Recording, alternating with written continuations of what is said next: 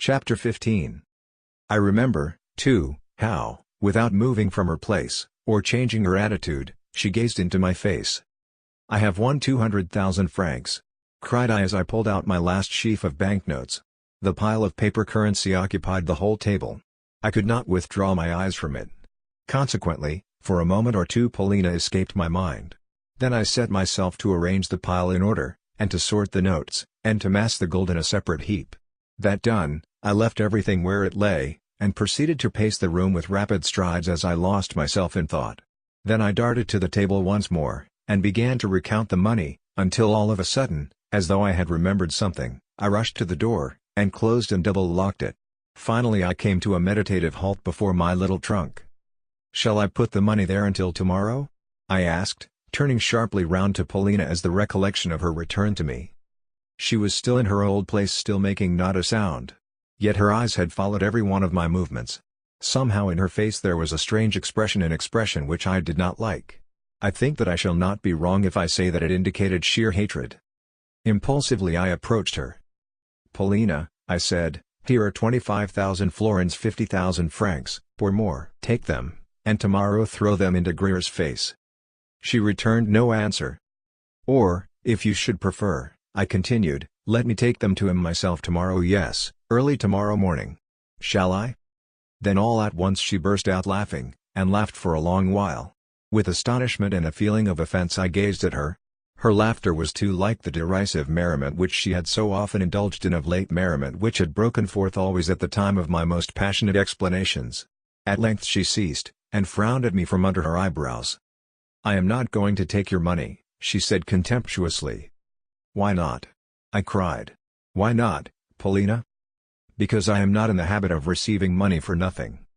But I am offering it to you as a friend in the same way I would offer you my very life."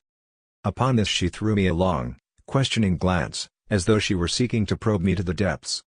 "You are giving too much for me," she remarked with a smile. "The beloved of de Greers is not worth 50,000 francs." "Oh Polina, how can you speak so?"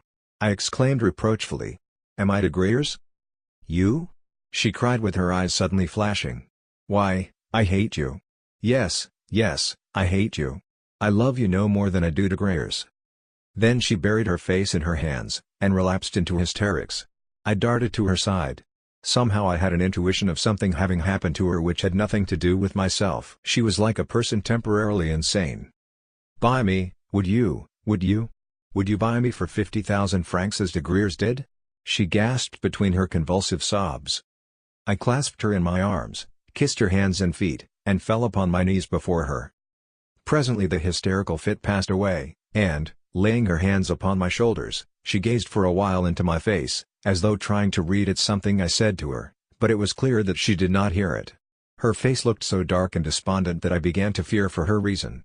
At length she drew me towards herself, a trustful smile playing over her features, and then, as suddenly, she pushed me away again as she eyed me dimly. Finally she threw herself upon me in an embrace. "You love me?" she said. "Do you?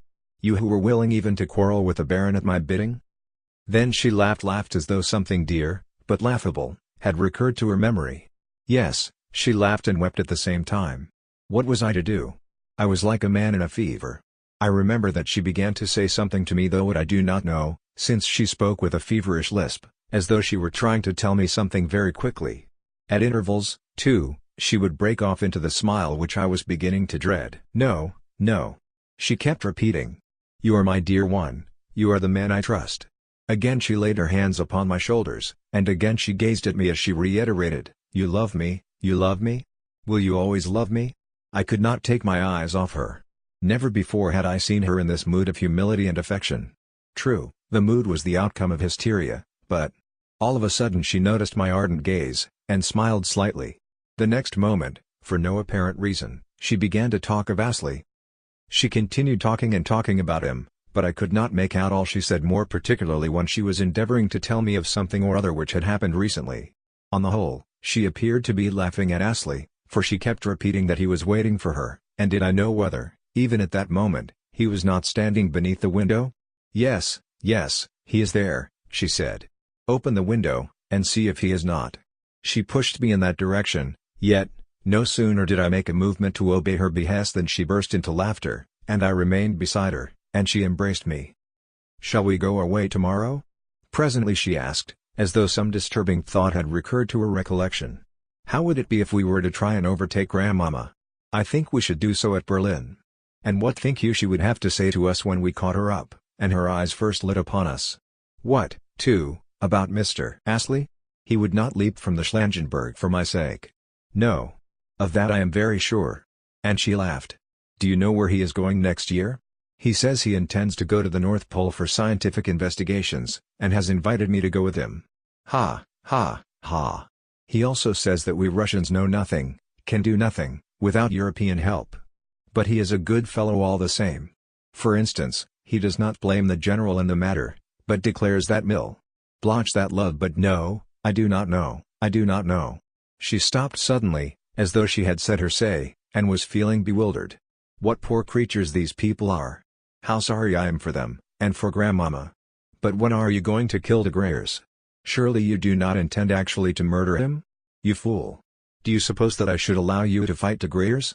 Nor shall you kill the Baron." Here she burst out laughing. "How absurd you looked when you were talking to the Burmergelms. I was watching you all the time, watching you from where I was sitting. And how unwilling you were to go when I sent you. Oh, how I laughed and laughed." Then she kissed and embraced me again. Again she pressed her face to mine with tender passion. Yet I neither saw nor heard her, for my head was in a whirl. It must have been about 7 o'clock in the morning when I awoke. Daylight had come, and Polina was sitting by my side, a strange expression on her face, as though she had seen a vision and was unable to collect her thoughts. She too had just awoken, and was now staring at the money on the table.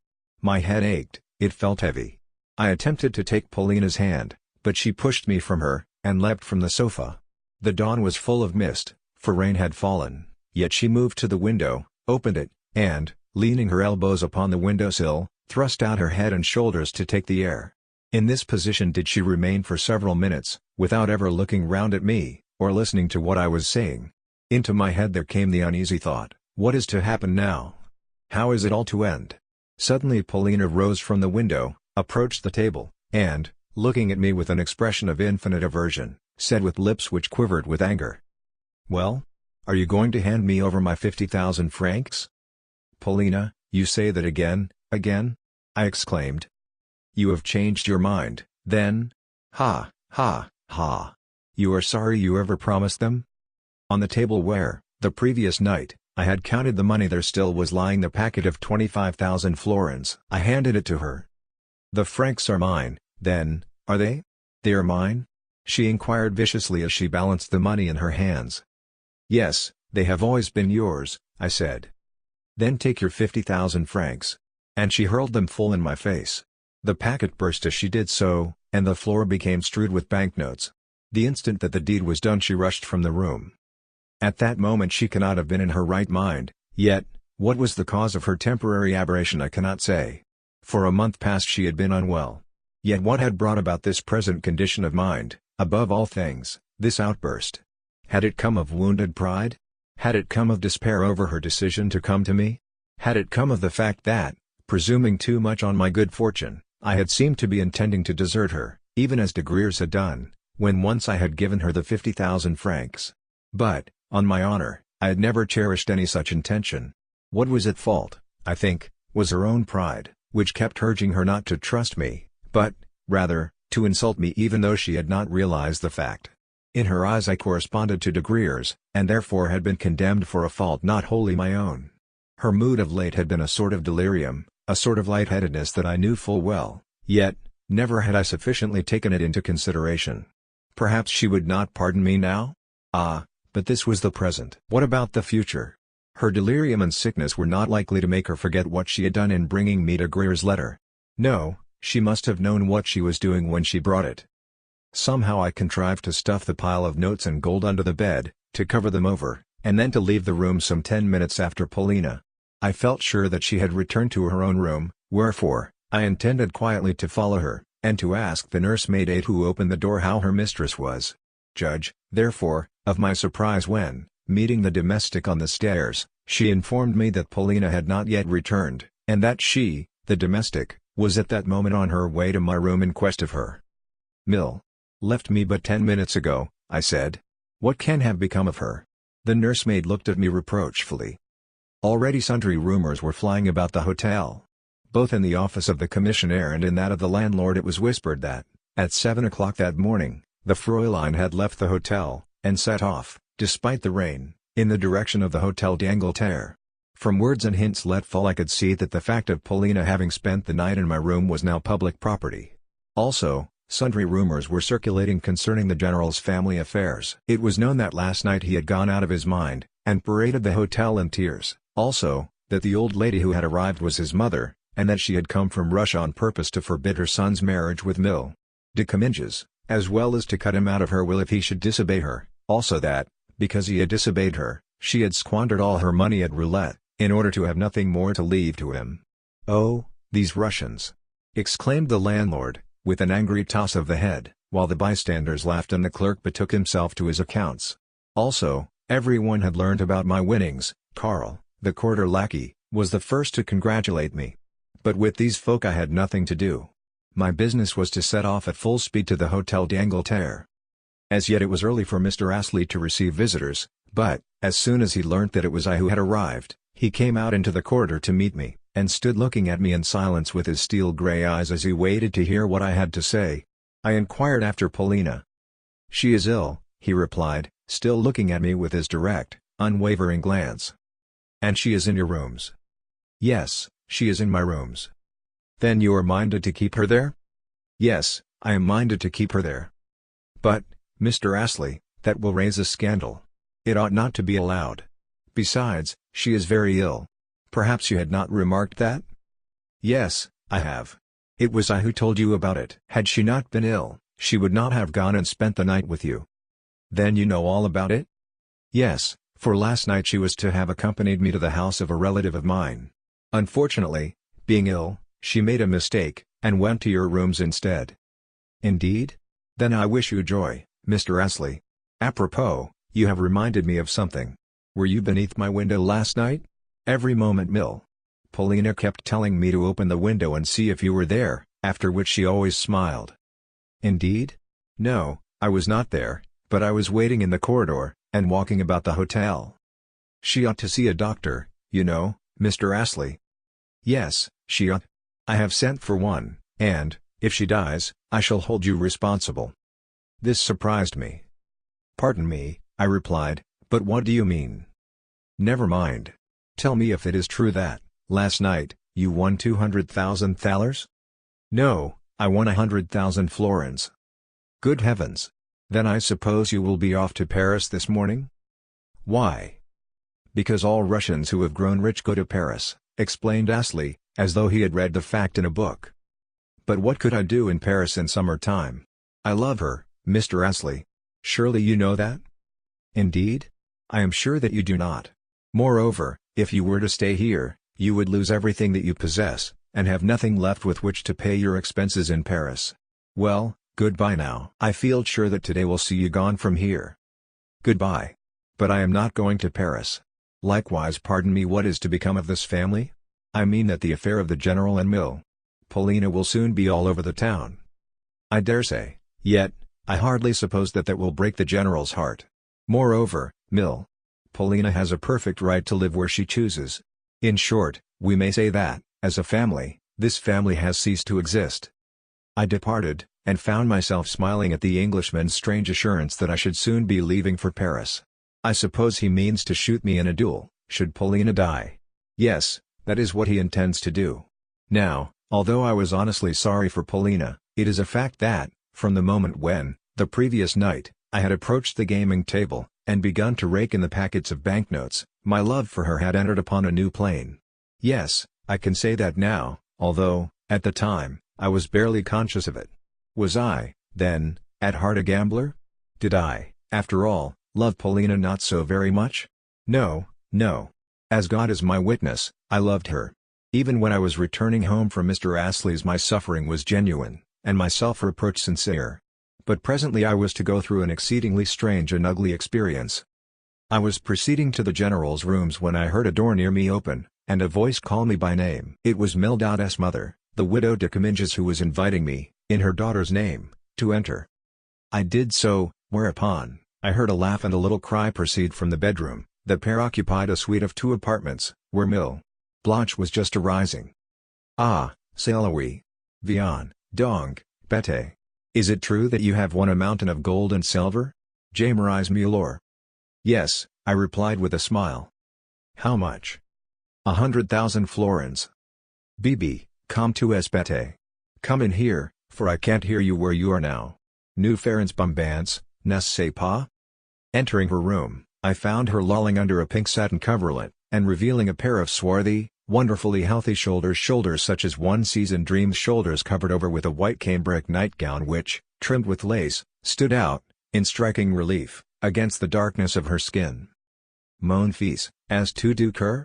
She cried when she saw me, and then giggled. Her laugh had always been a very cheerful one, and at times it even sounded sincere. Taudotter, I began, paraphrasing Corneille. See here, she prattled on. Please search for my stockings, and help me to dress. Ozzy, si tu n'es pas trop bête je te prends à Paris. I am just off, let me tell you. This moment? In half an hour. True enough, everything stood ready, packed trunks, portmanteaus, and all. Coffee had long been served. Eh bien, tu vas Paris. Dis donc, qu'est-ce que c'est qu'un hôtel? Tu étais bien bête quand tu étais hôtel. Where are my stockings? Please help me to dress. And she lifted up a really ravishing foot, small, swarthy, and not misshapen like the majority of feet which look dainty only in bottines. I laughed, and started to draw onto the foot a silk stocking, while Mill Blanche sat on the edge of the bed and chattered. Eh bien, que feras-tu si je te prends avec moi? First of all I must have 50,000 francs, and you shall give them to me at Frankfurt. Then we will go on to Paris, where we will live together, et je te ferai voir des étoiles en plein jour. Yes, you shall see such women as your eyes have never lit upon. Stop a moment. If I were to give you those 50,000 francs, what should I have left for myself? Another 100,000 francs, please to remember. Besides, I could live with you in your rooms for a month, or even for 2, or even for longer. But it would not take us more than 2 months to get through 50,000 francs, for, look you, je suis bon enfant, et tu verras des étoiles, you may be sure. What? You mean to say that we should spend the whole in 2 months? Certainly. Does that surprise you very much? Ah, vils clava. Why, 1 month of that life would be better than all your previous existence. 1 month et après, le déluge. Mais tu n'y peux comprendre. Va. Away, away. You are not worth it. Ah, que fais-tu? For, while drawing on the other stocking, I had felt constrained to kiss her. Immediately she shrunk back, kicked me in the face with her toes, and turned me neck and crop out of the room. Eh bien, mon hôtel, she called after me, je t'attends, si tu veux. I start in a quarter of an hour's time. I returned to my own room with my head in a whirl. It was not my fault that Paulina had thrown a packet in my face, and preferred Mr. Astley to myself. A few banknotes were still fluttering about the floor, and I picked them up. At that moment the door opened, and the landlord appeared, a person who, until now, had never bestowed upon me so much as a glance. He had come to know if I would prefer to move to a lower floor to a suite which had just been tenanted by Count V. For a moment I reflected. No. I shouted. My account, please, for in 10 minutes I shall be gone. To Paris, to Paris. I added to myself. Every man of birth must make her acquaintance. Within a quarter of an hour all 3 of us were seated in a family compartment. Mill Blanche, the widow de Comminges, and myself. Mill kept laughing hysterically as she looked at me, and Madame re-echoed her, but I did not feel so cheerful. My life had broken in 2, and yesterday had infected me with the habit of staking my all upon a card. Although it might be that I had failed to win my stake, that I had lost my senses, that I desired nothing better, I felt that the scene was to be changed only for a time. Within a month from now, I kept thinking to myself, I shall be back again in Roulettenberg, and then I mean to have it out with you, Mr. Astley. Yes, as now I look back at things, I remember that I felt greatly depressed, despite the absurd gigglings of the egregious Blanche. What is the matter with you? How dull you are! She cried at length as she interrupted her laughter to take me seriously to task. Come, come. We are going to spend your 200,000 francs for you, et tu seras comme un petit roi. I myself will tie your tie for you, and introduce you to Hortense. And when we have spent your money you shall return here, and break the bank again. What did those two Jews tell you? That the thing most needed is daring, and that you possess it? Consequently, this is not the first time that you will be hurrying to Paris with money in your pocket. Quant, moi, je vous 50 000 francs de rente, et alors? But what about the general? I interrupted.